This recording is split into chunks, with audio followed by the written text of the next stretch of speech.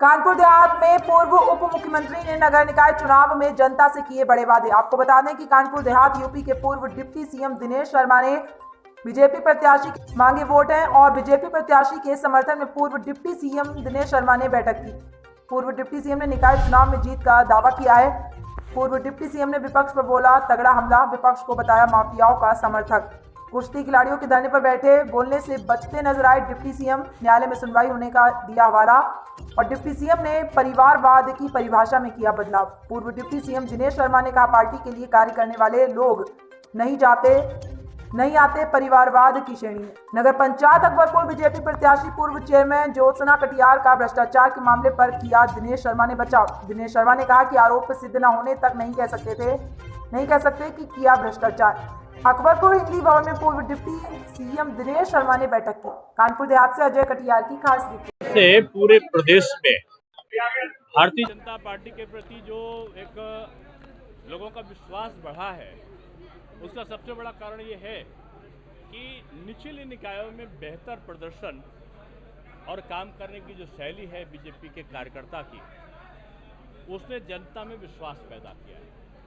योगी जी और मोदी जी का बेहतर समन्वय और उत्तर प्रदेश सरकार का सुशासन निचले स्तर पर जो नगरीय सेवाओं को किया है, पूरे प्रदेश में जो सड़कों का जाल बिछा है, 24 घंटे जो बिजली आ रही है, 250 विद्यालय माध्यमिक के 5 साल में बन जाते हैं, 78 डिग्री कॉलेज बन जाते हैं, 12 विश्वविद्यालय बन जाते हैं, हर जिले में एक मेडिकल कॉलेज, 17 एक्सप्रेसवे, 6 मेट्रो, यानी हर तरफ देखो स्मार्ट सिटी का आगाज। तो आज ये विपक्ष के पास विकास नाम का मुद्दा नहीं है, इसलिए कभी उनको कोई माफिया की शहादत याद आती है, उसको शहादत बोलते हैं, उसकी मौत को वो शहादत बोलते हैं। अब बिहार वाले तो माफियाओं को जेल से छोड़ रहे हैं, उत्तर प्रदेश में माफिया जेल में जा रहे हैं और बिहार में चुनाव को देखते हुए माफिया जेल से बाहर आ रहे हैं। कुछ राजनीतिज्ञों ने बिहार और उत्तर प्रदेश में ये बाहुबली और ये माफियाओं और गलत काम करने वाले लोगों का सहारा लेकर बूथों पर कब्जा किया, आम मतदाता का शोषण किया, तमाम हत्याएं और जघन्य अपराध किए और उसके बाद वो चुनाव में जीतते रहे। लेकिन अब जनता खुद से अपने को चुनाव हाथ में लिए हुए है और अब वो दिन लद गए। अब योगी बाबा का जमाना है उत्तर प्रदेश में। अब उत्तर प्रदेश में माफिया न सर उठा सकता है और न चेहरा दिखा सकता है। बीजेपी परिवारवाद का विरोध लगातार करती चली आ रही है। ऐसे में बीजेपी सांसद देवेंद्र सिंह भोले के भाई राजू को कानपुर देहात से कंचौसी नगर पंचायत से टिकट दी गई है, क्या कहेंगे?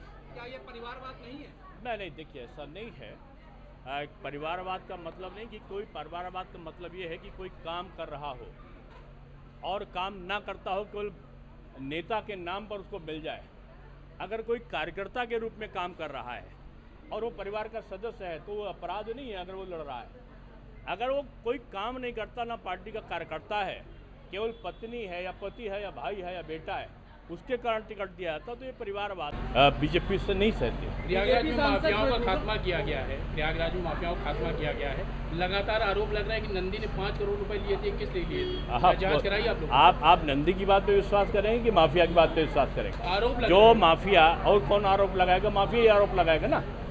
एक माफिया जो बचने के लिए तरह तरह की बातें कर सकता है, मैं समझता हूँ ऐसे जघन्य अपराधी की बातों पर विश्वास नहीं किया जाना चाहिए। देश के तमाम पहलवान कुश्ती महासंघ के अध्यक्ष ब्रजभूषण शरण सिंह के लिए मुकदमे की मांग कर रहे हैं। देखिए अभी इसलिए इस पर कुछ कहना उचित नहीं है कि आज माननीय सुप्रीम कोर्ट में इसकी सुनवाई चल रही, आप माननीय न्यायालय का निर्णय आने दीजिए। शिवपाल ने कहा है कि विपक्ष को सरकार खत्म कर रही है, जब हम सत्ता में थे तो उनका सम्मान करते थे। विपक्ष को समाप्त कर रहा है। विपक्ष अपनी नीतियों के कारण, अपने कर्मों के कारण नष्ट हो रहा है। वो जनता का काम करने के बजाय, अब आप देखो प्रयागराज में हत्या हुई उमेश पाल की, प्रयागराज में हत्या हुई राजू पाल की, प्रयागराज में हत्या हुई उस जो गनर थे संदीप निषाद की। कौन थे ये लोग? ये लोग पिछड़े नहीं थे क्या? अब इनकी पैरोकारी करने के बजाय एक दुर्दांत अपराधी और माफिया के लिए संरक्षण कैसे मिल सके, इसकी बात विपक्ष कर रहा है। तो जनता देखती नहीं क्या? अपने कर्मों के कारण विपक्ष समाप्त हो रहा है। क्षेत्रीय विपक्षियों का आरोप है कि जो प्रत्याशी अकबरपुर नगर पंचायत से ज्योत्सना कटियार चुनाव के लिए खड़ी हुई है बीजेपी से, उनके पति के ऊपर तमाम घोटाले का आरोप है। आप चुनावी बातों को मत करिए। ये तीसरी बार जीतने जा रही हैं और तीसरी बार अपनी स्वच्छ छवि के कारण जीतेंगे। आपके आरोप लगाने से या दूसरे विपक्ष जो चुनाव होता है, चुनाव में हर व्यक्ति अपने प्रतिद्वंदी पर आरोप लगाता है। आरोप जब तक सिद्ध ना हो, नहीं, आरोप जब तक सिद्ध ना हो और जब तक आरोप के बारे में कोई दंड का प्रावधान ना हो, तब तक आप किसी को आरोपित नहीं कर सकते। शिवपाल ने ये भी कहा है कि सरकार जो है उनके जो जनता चुने हुए प्रत्याशी हैं उनको जेल भेज रही है, जैसे इरफान सोलंकी हो गए, आजम खान हो गए, इनको जेल भेज भाई किसी के ऊपर आरोप होगा और आरोप सिद्ध होगा तो क्या उसकी पूजा की जाएगी? चुनाव केंद्र और राज्य की नीतियों पे अलग अलग लड़े जा रहे हैं, लेकिन स्मार्ट सिटी मिशन के अधूरे काम और भ्रष्टाचार पर कोई भी जवाब नहीं देता है। देखिए, आप लोग काम शुरू नहीं हुआ उसके पहले ही आप अपने शब्दों का प्रयोग करने लगते हैं, ठीक नहीं है। स्मार्ट सिटी का काम एक दिन में नहीं होता, ये 4-5 साल चलने वाली प्रक्रिया है और तेज़ी के साथ स्मार्ट सिटी पर काम हो रहा है और आप देखेंगे एक बदला हुआ वातावरण पूरे प्रदेश में मिला है और आगे भी मिलेगा। बीजेपी पर जब आरोप लगता है तो लगातार आप लोग फेवर करते हैं, लेकिन जब विपक्ष पर कोई आरोप लगता है तब आप